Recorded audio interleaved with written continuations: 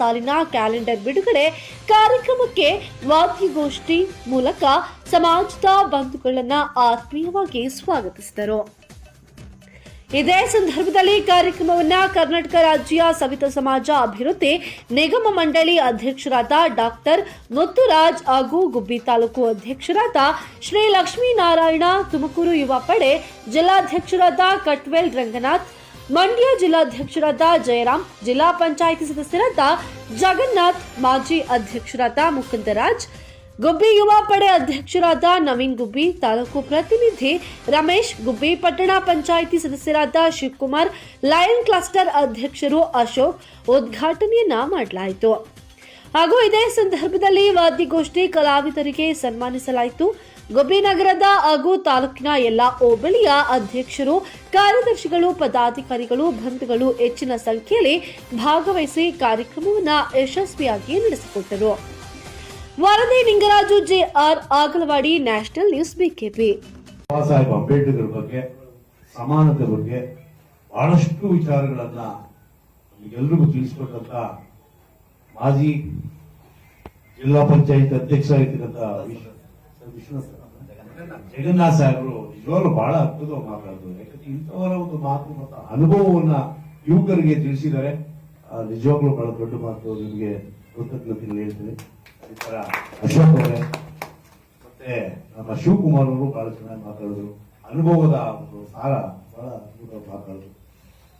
ಮತ್ತೆ ಏನು ನಮ್ಮ ಮಂಡ್ಯದಿಂದ ಬಂದಿರ್ತಕ್ಕಂಥ ಜಯರಾಮಣ್ಣವರೇ ಸಮಯದ ಮಹತ್ವವನ್ನ ತಿಳಿಸಿ ಮತ್ತೆ ಪಾಪಣ್ಣವ್ರ ಬಗ್ಗೆ ಅಪಾರವಾದಂತ ಒಂದು ಪ್ರೀತಿ ಗೌರವ ಕೊಟ್ಟಿರ್ತಕ್ಕಂಥ, ಮತ್ತೆ ಯಾರು ದುಡಿತಾರೋ ಈ ಸಮಾಜಕ್ಕೆ, ಯಾರು ಸೇವೆ ಮಾಡ್ತಾರೋ ಅವರಿಗೆ ಒಂದು ಅವಕಾಶ ಸಿಗಬೇಕು, ಸರ್ಕಾರದಲ್ಲಿ ಆಗಲಿ ಸಮಾಜದಲ್ಲಾಗಲಿ ಒಳ್ಳೆ ಮನಸ್ಥಿತಿಯಿಂದ ಯುವಕರ ಪಡೆಯನ್ನೇ ಕಟ್ಟಿ ಈ ಸಮಾಜ ಒಂದು ಇದೆ, ಸಮಾಜ ಗಟ್ಟಿಯಾಗಿದೆ ಅಂತಕ್ಕಂಥ ವಿಚಾರವನ್ನ ಇಡೀ ತುಮಕೂರು ಜಿಲ್ಲೆಗೆ ಅಷ್ಟೇ ಅಲ್ಲ ಇಡೀ ರಾಜ್ಯಕ್ಕೆ ತಿಳಿಸ್ತಾ ಇರ್ತಕ್ಕಂಥ ನಾವು ಯುವಕ ರಂಗನಾಥ್ ಅವರೇ ಮತ್ತೆ ನಮ್ಮ ಮುಕುಂದರಾಜ್ ಅವರು ನಿಜವಾಗ್ಲೂ ಒಂದು ಬಹಳ ಒತ್ತಾಸೆ ಸ್ಫೂರ್ತಿಯಾಗಿದ್ದಾರೆ, ಸ್ಫೂರ್ತಿದಾಯಕವಾಗಿದ್ದಾರೆ.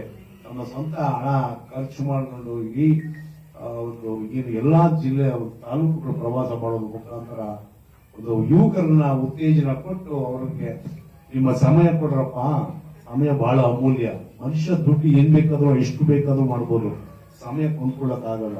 ಹಾಗೂ ಜಿಲ್ಲಾ ಪಂಚಾಯತ್ ಮಾಜಿ ಸದಸ್ಯರಾದ ಜಗನ್ನಾಥ್ ರವರಿಗೂ ಹಾಗೂ ಲಯನ್ಸ್ ಟ್ರಸ್ಟ್ ಅಧ್ಯಕ್ಷರಾದಂತಹ ಅಶೋಕ್ ಕುಮಾರ್ ಅವರಿಗೂ ವಂದಿಸುತ್ತಾ ಹಾಗೂ ಪಟ್ಟಣ ಪಂಚಾಯಿತಿ ಸದಸ್ಯರಾದಂತಹ ಶಿವಕುಮಾರ್ ಅವರಿಗೂ ವಂದಿಸುತ್ತಾ ಇವತ್ತಿನ ಕಾರ್ಯಕ್ರಮ ನಿಜಕ್ಕೂ ನಾವು ಒಂದೇ ಒಂದು ನಾನು ಫೋನ್ ಮಾಡಿದ್ದು, ಆಯ್ತಪ್ಪ ನಮಗ್ ಬೇಕಾಗಿರೋದು ಸಮಾಜ ಬೆಳಿಬೇಕು, ನಾವೆಲ್ಲ ಒಂದಾಗ್ಬೇಕು, ಆ ತರ ಐತಿ ಅಂದ್ರೆ ನಾನ್ ಖಂಡಿತ ಎಲ್ಲೇ ಇರ್ಲಿ ಹೇಗೆ ಇರ್ಲಿ ನಾನು ಬರ್ತೀನಿ ಅಂತ ಒತ್ಕೊಂಡ್ರೆ ನಮ್ಗೆ ಅವರು ಎಲ್ಲಾ ಕೊಟ್ಟಂತ ನಮ್ಗೆ ಸಂತೋಷ ಆಯ್ತು. ನಮ್ಗೆ ಇದ್ರ ಮೇಲೆ ನಾವು ಅವರ ಒಂದು ಇದ್ರ ಮೇಲೆ ನಾವು ವೇದಿಕೆ ಕರೆಸಿ ನಾವು ಕ್ಯಾಲೆಂಡರ್ ಬಿಡುಗಡೆ ಮಾಡಬೇಕು ಅಂತ ನಾವು ಪ್ರಯತ್ನ ಬಿದ್ದು ಈ ಕಾರ್ಯಕ್ರಮ ಈ ಲೆವೆಲ್ಗೆ ತಂದ್ವಿ. ಹಾಗೂ ಇವತ್ತಿನ ಇದಕ್ಕೆ ಬೇರೆ ಏನಿಲ್ಲ, ನಾವಲ್ಲಿ ಮಾಡಾರವ್ರೆ ಕೊಡೋರವ್ರೆ ತಗಣ ಜನ ಇಲ್ಲ, ಆ ತರ ಆಗ್ಬಿಟ್ಟೈತೆ ನಮ್ಮ ಸಮಾಜದಲ್ಲಿ.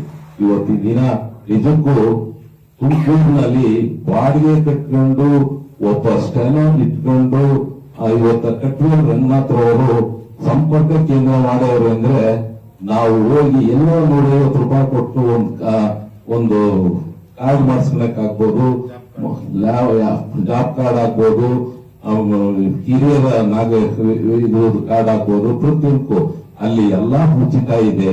ನಮ್ಮ ಸಮಾಜದವರು ಹೋಗ್ತಾ ಇಲ್ಲ.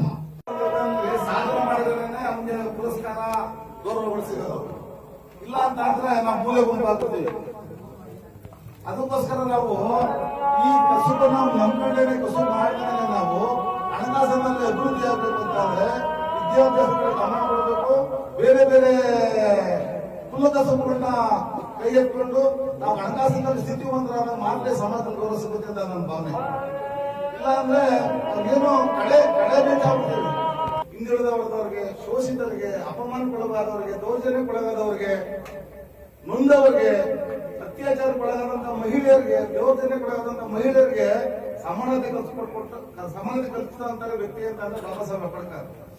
ಅವರಿಂದಲೇ ಇದ್ರೆ ನಾನು ಜಿಲ್ಲಾ ಪಂಚಾಯತಿ ಮೆಂಬರ್ ಆಗ್ತಿರ್ಲಿಲ್ಲ.